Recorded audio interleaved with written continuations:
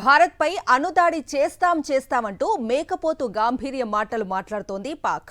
ఉగ్రవాదాన్ని పెంచి పోషిస్తుందన్న పేరు పాక్ ఉంది. ఉగ్రవాదులకు పాక్ అడ్డాగా మారుతోందని ఒక భారతే కాదు, ప్రపంచవ్యాప్తంగా ఉన్న దేశాలన్నీ నమ్ముతున్నాయి.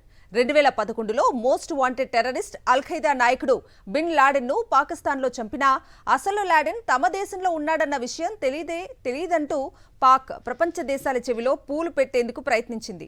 ఇప్పుడు తాజాగా పెహల్గామ్ ఉగ్ర దాడి వెనుక ఉన్నది పాక్ అని అందరూ నమ్ముతున్నా చైనా మాత్రం పాక్ని వెనకేసుకొస్తోంది. అసలు పాక్ పై డ్రాగన్ దేశానికి ఎందుకంత ప్రేమ? సొంత దేశంపైనే పాకిస్తానీయులు జోక్స్ వేసుకునేంతలా పాక్ దిగజారిన చైనా ఎందుకు వెనకేసుకొస్తోంది? యుద్ధానికి సిద్ధమంటూ కాలు దువ్వుతున్న పాక్ ఆర్థికంగా బలంగా ఉందా? Was the story. పాక్ ఉగ్రవాదాన్ని పోషిస్తుందనే ముసుగును తొలగించుకునేందుకు ఏనాడు ఎలాంటి ప్రయత్నము చేయలేదు.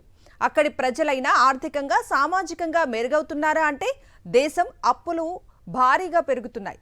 ఇదే అదనుగా చైనా అధిక వడ్డీలకు పాక్కు అప్పులిచ్చి తనకు భవిష్యత్తులో అవసరమయ్యే మౌలిక సదుపాయాలను మాత్రం అభివృద్ధి చేసేలా చేస్తోంది.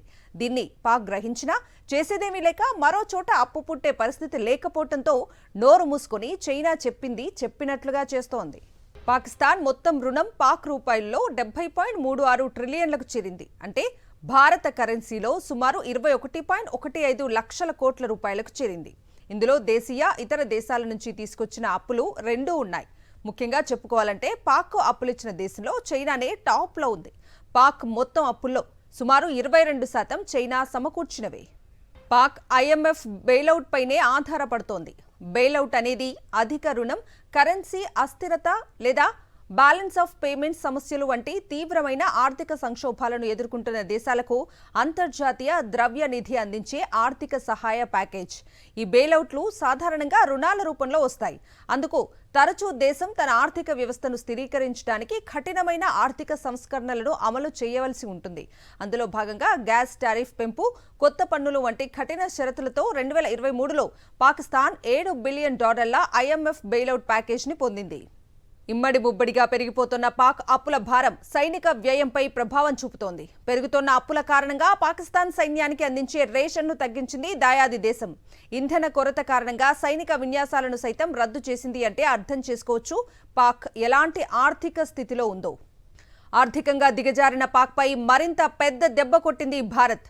పాకిస్తాన్ నుంచి ప్రత్యక్షంగా పరోక్షంగా దిగుమతులను భారత్ నిలిపివేయడంతో ఆ దేశ ఆర్థిక వ్యవస్థ మరింత కుదేలైంది. ప్రస్తుతం పాకిస్తాన్ రూపాయి విలువ అమెరికా డాలర్తో పోలిస్తే 281 రూపాయలుగా ఉంది. ఇది రాబోయే రోజుల్లో 400కు పడిపోతుందనే భయాందోళనలు నెలకొన్నాయి. ఇటీవల భౌగోళిక, రాజకీయ ఉద్రిక్తతల నేపథ్యంలో పాకిస్తాన్కు IMF సాయాన్ని భారత్ వ్యతిరేకిస్తోంది. పరిమిత విదేశీ నిల్వలు పెరుగుతోన్న తిరిగి చెల్లించే అప్పులతో పాకిస్తాన్ రుణ సంక్షోభం తీవ్రమవుతోంది. ఓ పక్క ఆర్థికంగా కుదేలై అంతర్జాతీయంగా సాయం కోసం చేతులు చాస్తున్న పాక్ భారత్ దగ్గర మేకపోతు గాంభీర్యం ప్రదర్శిస్తోంది. యుద్ధానికి సిద్ధమంటూ కారు కూతలు కూస్తోంది.